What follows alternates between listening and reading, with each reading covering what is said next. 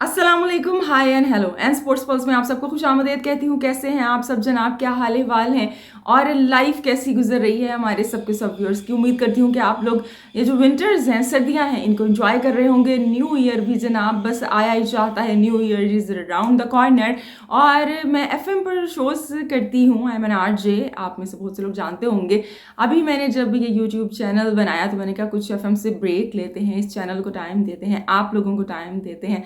सो आजकल पिछले कुछ 3-4 माह से मैं शोज़ नहीं कर रही एफएम पर, लेकिन जब भी लास्ट ईयर होता था सो हम प्रोग्राम किया करते थे और जो अपने लिसनर्स हैं वहाँ पर उनसे पूछा करते थे। तो मैंने कहा आज क्योंकि अब जो नया साल है शुरू होने वाला है और 2023 बस अब ख़त्म हुआ ही चाहता है, तो क्यों ना आप लोगों से पूछा जाए कि भाई जो नया साल शुरू होने वाला है उसके लिए आप लोगों ने कुछ गोल सेट किए हैं, क्या करने का सोचा है, क्या इरादा है अगले साल अचीव करने का, कोई ऐसा टास्क जो कि नहीं हो सका उसको अकम्प्लिश करने का। सो आप बिल्कुल मुझसे शेयर कीजिएगा और कमेंट सेक्शन में मुझे बताइएगा कि आने वाले साल में आपने क्या गोल सेट किया है, क्या टारगेट सेट किया है अपने लिए। कोई छोटे से छोटा टारगेट हो सकता है, कोई बड़ी आपकी प्लानिंग हो सकती है जो कि आप बिल्कुल हमसे शेयर कर सकते हैं।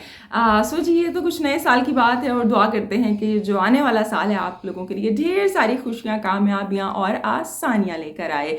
और जी, खेलों की दुनिया की बात करें तो क्रिकेट का जो सीज़न है वो ऑन है और 2 टेस्ट मैचेस जारी हैं कि जिसमें 4 नेशंस हिस्सा ले रही हैं। एमसीजी की बात करें तो पाकिस्तान वर्सेस ऑस्ट्रेलिया, और जब हम बात करते हैं जनाब सेंचुरियन की तो वहाँ पर जारी है test match India versus South Africa of course. कल जनाब मैं वीडियो नहीं कर सकी, I was a bit busy, बिल्कुल टाइम नहीं मिला। सो कल के डे को और जो आज का डे है इसे ज़रा जल्दी जल्दी से हम रैप अप करेंगे, कंप्लीट करेंगे, इन दोनों मैचेस पर बात करेंगे। जो दोनों दिन का खेल हुआ उस पर क्विक एनालिसिस करेंगे और हम क्या करेंगे। और जनाब अब हम वीडियो का स्टार्ट करेंगे और सबसे पहले बात करते हैं वो टेस्ट मैच जो कि एमसीजी में खेला गया कल जो हुआ जनाब। अच्छा, दोनों जो मैचेस हैं ये बारिश की वजह से इंटरप्शन का शिकार रहे। इंडिया और साउथ अफ्रीका की बात करें तो टॉस ही लेट हो गई बारिश की वजह से। 59 ओवर्स का खेल हुआ जनाब सेंचुरियन में कल और 66 ओवर्स का खेल हुआ जनाब एमसीजी में। और ये जो दोनों खेल हैं क्योंकि इन दोनों को हम मेरे ख्याल से बड़ा अच्छा कंपेयर कर सकते हैं। कंपेयर इस लिहाज से कर सकते हैं कि जो कंडीशंस थी ना प्लेइंग, वो तकरीबन एक जैसी थी। दोनों जो पिचेस हैं वो बारिश की वजह से अफेक्टेड थी और बारिश की वजह से इंटरप्शन भी रही। और जो एक खेलने की सिचुएशन होती है, जो सूरत हाल होती है, जो गिवन कंडीशंस थी वो काफ़ी हद तक उनमें सिमिलैरिटीज़ पाई जाती थी। सो इस हवाले से बात करेंगे। आज जो खेल हुआ है पाकिस्तान का वो जनाब मेरे ख्याल से 59 ओवर्स का हुआ है, नहीं 55 ओवर्स का हुआ है बल्कि। और जनाब इस पर बात करेंगे 194 पाकिस्तान ने बनाए हैं और कितनी विकेटें गिरी हैं, क्यों गिरी हैं, कैसे गिर गई हैं, क्या ऐसा हो सकता था, सिचुएशन पर कंट्रोल हासिल किया जा सकता था क्या। इंडिया की बात करें तो इंडिया में अगेन जो आज का खेल है, अभी तक जब मैं वीडियो रिकॉर्ड कर रही हूँ तो बारिश की वजह से डिले हो चुका है। तो आइए जी बात शुरू करते हैं एमसीजी से, फिर एमसीजी से हम सफ़र करेंगे सेंचुरियन तक का और आप रहिएगा हमारे साथ साथ। सो जनाब जब हम बात करते हैं पहले दिन के खेल की सो इसके अंदर बारिश की वजह से जैसे कि मैंने कहा इंटरप्शन रही। 66 ओवर्स का खेल हुआ। पाकिस्तान ने यहाँ पर टॉस जीती और टॉस जीत कर फैसला किया पहले फील्डिंग का। गिवन कंडीशन में मेरे ख्याल से सही फैसला था क्योंकि जो पिच थी वो अनइवन थी, उस पर सीम भी थी, बाउंस भी था। और जब हम सेंचुरियन की बात करते हैं वहाँ पर साउथ अफ्रीका ने टॉस जीत कर पहले फील्डिंग का फैसला किया, यानी जो टीम टॉस जीती उसने पहले फील्डिंग का फैसला किया ड्यू टू गिवन कंडीशंस। यहाँ तक तो बात समझ में आती है। अब देखिए यहाँ पर जब हम पाकिस्तान की बॉलिंग की बात करते हैं, क्योंकि पाकिस्तान की अगर हम हिस्ट्री चेक करें as a nation, as a cricketing nation, so हमेशा जो बॉलिंग रही है वो पाकिस्तान का हमेशा वेपन रही है। लेकिन अब हम पिछले कुछ अरसे से देख रहे हैं या आप ये देखें कि वर्ल्ड कप से, ये जो एशिया कप से एक सफ़र शुरू हुआ परेशानी का, ये जो इंजरीज आई और ऐसा मुझे लगता है कि नसीम शाह क्या इंजर्ड हुए, पूरा जो आपका बॉलिंग ऑर्डर है वो टॉपल करके वो चले गए। सो जनाब अभी तक हमारी जो बॉलिंग है वो संभल नहीं कर पाई है। कल भी हमने देखा कि बॉलिंग ने सफ़र किया, लाइन और लेंथ के लिए स्ट्रगल करते हुए दिखाई दिए हमारे पेसर्स, चाहे मैं शाहीन शाह अफरीदी की बात कर लूँ, चाहे मैं यहाँ पर जनाब हसन अली की बात करूँ या मीर हमज़ा की बात करूँ। मीर हमज़ा ने रिलेटिवली बेहतर बॉलिंग की इन दोनों के मुकाबले में। आमिर जमाल ने भी स्ट्रगल किया, नो डाउट उन्होंने बाद में कमबैक कर लिया। एक जो गलती मुझे ऐसे लगता है, अच्छी बात है कि आप 4 पेसर से गए, जैसा कि मैं कह रही थी कि 4 पेसर से पाकिस्तान को जाना चाहिए, लेकिन आपने अगेन अपना मेन स्पिनर नहीं खिलाया। क्या वजह है? डर है आपकी वजह। आपने आगा सलमान को खिलाया, उनको आप मेन स्पिनर के तौर पे खिला रहे हैं, रिस्क ले रहे हैं। मेन स्पिनर को कि जिनको आपने पाकिस्तान से बुलाया था, साजिद खान को, उनको आपने बिठा दिया, उनको आपने नहीं खिलाया। और अब हमने क्या देखा कि आप यानी देखिए 7वें ओवर जो आपका जो 7वीं पोजीशन है वहाँ तक आप अपना बैटिंग ऑर्डर लेके जा रहे हैं जनाब, 7वें नंबर तक, लेकिन उसका फ़ायदा क्या हो रहा है? नुकसान तो वही है जनाब कि आप जो विकेट्स लेने में आपको प्रॉब्लम हो रही है और आपकी जो बैटिंग है वो नीचे से आके तो कोई परफॉर्म कर ही नहीं पा रहा। रिजवान को खिलाया, मेरे ख्याल से वो अच्छा डिसीजन है और आगे जाके वो पाकिस्तान के लिए फ्रूटफुल भी साबित होगा in the given conditions. Again मैं कहूँगी, अब इसका मतलब ये नहीं है कि रिजवान यहाँ पे सेंचुरी बना दें तो आप जनाब पाकिस्तान में भी रिजवान को ही खिलाएं। अगेन सब कॉन्टिनेंट में सरफराज इज़ बेटर ऑप्शन, और अगर आप यहाँ पे ऑस्ट्रेलिया की बात करेंगे तो यहाँ पे रिजवान बेटर ऑप्शन है, जो कि अच्छा पिक किया। अच्छा जी, यहाँ पे हम देखते हैं कि फील्डिंग के लैप्सेस होते हैं। बॉलिंग तो आप बुरी करवा ही रहे हैं, फील्डिंग के लैप्सेस होते हैं। मेरे ख्याल से 28 एक्स्ट्रास कल पाकिस्तान ने दिए और हमने देखा कि जनाब एक बड़ा ही आसान सा वार्नर का कैच था स्लिप में, जो कि जो अब्दुल्ला शफीक हैं उन्होंने मिस कर दिया। यहाँ पे कल लोग बड़ी तारीफ कर रहे थे पाकिस्तान की बॉलिंग की कि क्या कमाल हो गया जनाब, बड़ी अच्छी बॉलिंग कर दी। यानी कि अगर जिस तरह की पिच थी उसके अंदर भी अगर आप विकेट्स नहीं निकाल पाते हैं, और हसन अली का बाद में कहना था कि हमारा गेम पे कंट्रोल था, 187 पे 3 खिलाड़ी आउट थे और आप कह रहे हैं कि आपका गेम पे कंट्रोल था।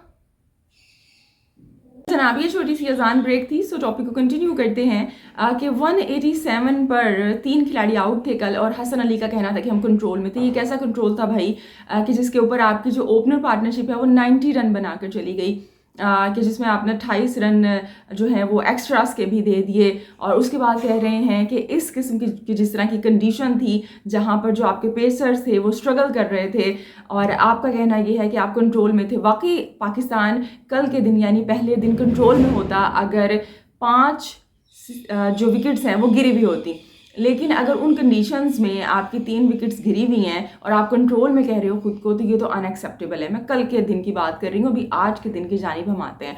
जबकि अगर हम इंडिया को देखते हैं जहाँ पर साउथ अफ्रीका और इंडिया की टीमें एक दूसरे के मध्य मुकाबिल थी, तो वहाँ पर साउथ अफ्रीका ने बड़ी अच्छी बॉलिंग की। उन्होंने अपने क्योंकि कंडीशन सिमिलर थी सो उन्होंने अपने पेसर्स को यूज़ किया, और उनके पेसर्स को अगर आप देखें, आप जनाब रबाडा को देखें, उन्होंने बड़ी अच्छी वहाँ पर बॉलिंग की और जो विकेट्स हैं वो इंडिया की बैटर्स की निकाली। जबकि हम शाहीन को देखते हैं, उसके मुकाबले में शाहीन ने कम बैक किया, लेकिन उससे पहले वो स्ट्रगल कर रहे थे लाइन और लेंथ को लेकर। उन्होंने जनाब मेरे ख्याल से 3 या 4 खिलाड़ी आउट किए रबादा ने, और जो शाहीन है वो कल 1 विकेट लेने में कामयाब हुए थे, जबकि उन्होंने 20 ओवर करवाए, और हम रबादा की बात करें तो उन्होंने 17 ओवर्स करवाए थे।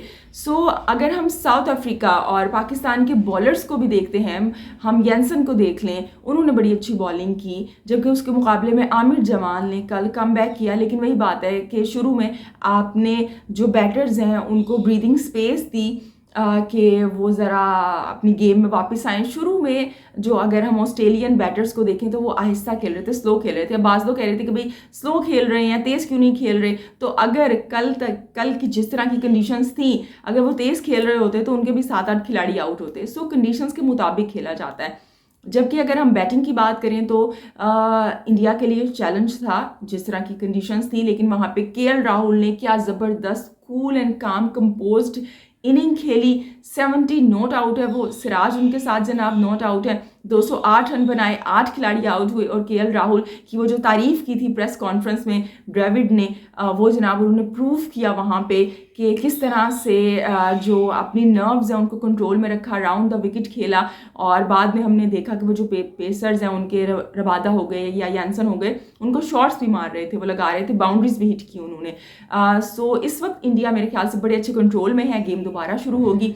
अगर वो 250 या 230 240 भी बना लेते हैं और फिर जिस तरह से इंडिया की बॉलिंग है वो साउथ अफ्रीका को यकीनन परेशान करेंगे। और कल जिस तरह की एमसीजी में कंडीशन थी, मैं सोच रही थी यहाँ पे पाकिस्तान के बजाय अगर इंडियन टीम होती, यहाँ पे रबादा होते या शामी होते, वो अनफिट ना होते, अभी तो वो अनफिट हैं, या सिराज होते, तो जनाब फिर ऑस्ट्रेलियन बैटर्स के साथ वो क्या करते। क्योंकि हमने देखा था कि इंडिया की जो नई टीम है उन्होंने ऑस्ट्रेलियन टीम को किस तरह से ऑस्ट्रेलिया में परेशान किया था। और मैं देख रही थी कि जब पहला मैच था तो अक्सर लोग इमाम की इनिंग को जनाब चेतेश्वर पुजारा की इनिंग से मिला रहे थे कि चेतेश्वर भी स्लो खेले थे, इमाम भी स्लो खेल रहे हैं। तो जनाब प्लीज़ रुक जाएं, ज़रा सोच समझ के आप कंपैरिजन किया करें। चेतेश्वर का वो स्टाइल था, उनके वो प्लान का हिस्सा था। इमाम तो अपनी वो क्या कहेंगे ना, इनकेपेबिलिटीज़ की वजह से स्लो खेल रहे थे, वो प्रेशर का शिकार थे, इस वजह से वो स्लो खेले। और अगर हम आज देखें सो केएल राहुल ने क्या ज़बरदस्त कंट्रोल रखा है गेम के ऊपर। अगर केएल राहुल के वो 70 आप निकाल दें और जिस तरह से शार्दुल ठाकुर ने उनका साथ दिया तो India could be in real problem. So यहाँ पे इंडिया की जो बैटिंग है हम उनकी तारीफ़ करते हैं, तो देखें वो जो उनकी बैटिंग है, चाहे आसान टीम है चाहे मुश्किल टीम है, वो फिर जब उनके ऊपर प्रेशर आता है तो वो प्रूव करते हैं कि वाकई हमारी अगर नंबर 1 बैटिंग है सो वो किसी वजह से है। सो अब अगर हम जनाब आज के दिन की बात करें, दूसरे दिन की बात करें, सो स्कोर कार्ड आपके सामने है, यहाँ पे देखें जनाब 194 पाकिस्तान ने बनाए। पाकिस्तान के साथ वही जनाब मसले मसाइल हैं कि एक खिलाड़ी गिरता है ना तो फिर लाइन लग जाती है, आपको आपके नर्व्स के ऊपर कंट्रोल नहीं है। ज़रा सा हम थोड़ा सा खुश होते हैं कि चलो भाई हम ऑस्ट्रेलिया में अच्छा खेल रहे हैं, कंट्रोल में है गेम, 124 के ऊपर एक खिलाड़ी आउट था और आपकी एक विकेट गिरती है और उसके बाद पैट कमिंस ने एक वो क्या कहते हैं ना ड्रेसिंग रूम के अंदर खलबली मचा के रख दी पाकिस्तान के। हमने देखा कि जनाब एक साथ ही फिर 3 खिलाड़ी आउट हो गए। पाकिस्तान की बैटिंग कोलैप्स का अंदाज़ा आप इस बात से लगा सकते हैं कि अगर हम देखें तो जब अब्दुल्ला शफीक आउट हुए हैं तो 35वां ओवर चल रहा था और अगले 13 ओवर्स के अंदर पाकिस्तान की मज़ीद 3 विकेटें गिर जाती हैं।